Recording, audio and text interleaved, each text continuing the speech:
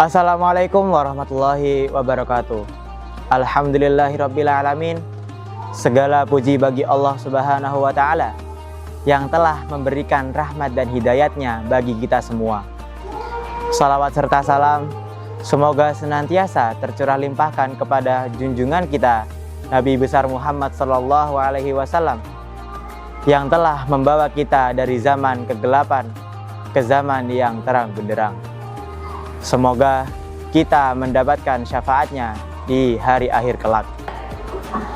Jamaah yang dirahmati Allah Subhanahu wa ta'ala, pada kesempatan kali ini kita akan mempelajari betapa istimewanya perintah sholat, sehingga Allah Subhanahu wa ta'ala tidak mengutus malaikat Jibril untuk menyampaikan wahyu kepada Rasulullah, tetapi Allah sendiri yang mengundang Rasulullah Shallallahu alaihi wasallam untuk naik ke Sidratul Muntaha. Berbeda dengan ibadah-ibadah yang lain seperti puasa, zakat, dan ibadah haji. Jamaah yang dirahmati Allah Subhanahu wa ta'ala, Rasulullah Shallallahu alaihi wasallam melakukan perjalanan dari Masjidil Haram ke Masjidil Aqsa. Kemudian Rasulullah naik menembus langit ketujuh hingga ke tempat tertinggi para makhluk, yaitu Sidratul Muntaha. Allah Subhanahu wa ta'ala menggambarkan Sidratul Muntaha dalam Quran surah An-Najm ayat 13 sampai 14. Bismillahirrahmanirrahim, yang artinya, dan sungguh Muhammad telah melihat Jibril pada waktu yang lain di Sidratul Muntaha. Quran surah An-Najm ayat 13 sampai 14. Bayangkan jamaah sekalian, perintah sholat diperintahkan ketika Rasulullah berada di tempat di mana semua makhluk, bahkan malaikat pun tidak bisa melampauinya. Peristiwa ini menunjukkan bahwa kedudukan sholat luar biasa tinggi, karena Allah langsung mengundang Rasulullah tanpa adanya perantara. Dalam sebuah hadis sahih yang diriwayatkan oleh Bukhari dan Muslim, Rasulullah Shallallahu alaihi wasallam bersabda bahwa pada awalnya Allah menyuruh perintah salat dalam 50 waktu. Setelah Rasulullah turun, kemudian Rasulullah bertemu dengan Nabi Musa. Nabi Musa mengatakan, umatmu tidak akan sanggup, mintalah keringanan.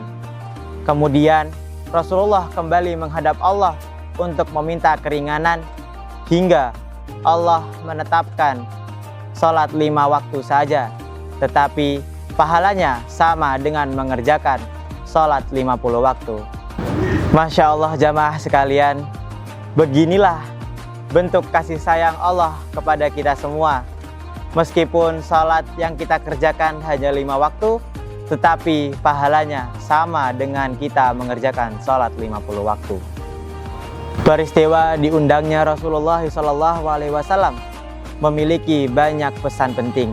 Di antara lain, yang pertama adalah sholat adalah ibadah yang tertinggi derajatnya, karena Allah mengundang langsung Rasulullah untuk menerima perintah sholat.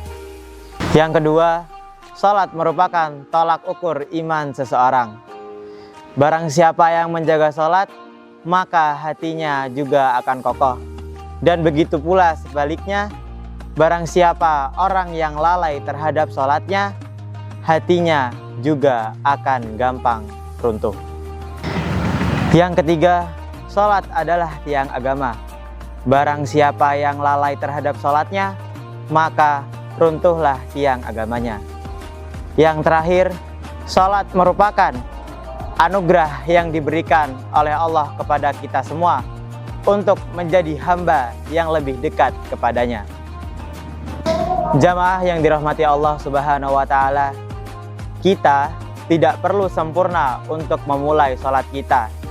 Yang penting kita harus memiliki niat yang kuat untuk melaksanakan perintah sholat dari Allah Subhanahu wa ta'ala. Semoga kita semua dijadikan hamba yang selalu menjaga sholat dan tidak pernah meninggalkan sholat sedikitpun, serta kita dapat melaksanakan sholat tepat waktu. Mungkin itu saja dari saya. Wassalamualaikum warahmatullahi wabarakatuh.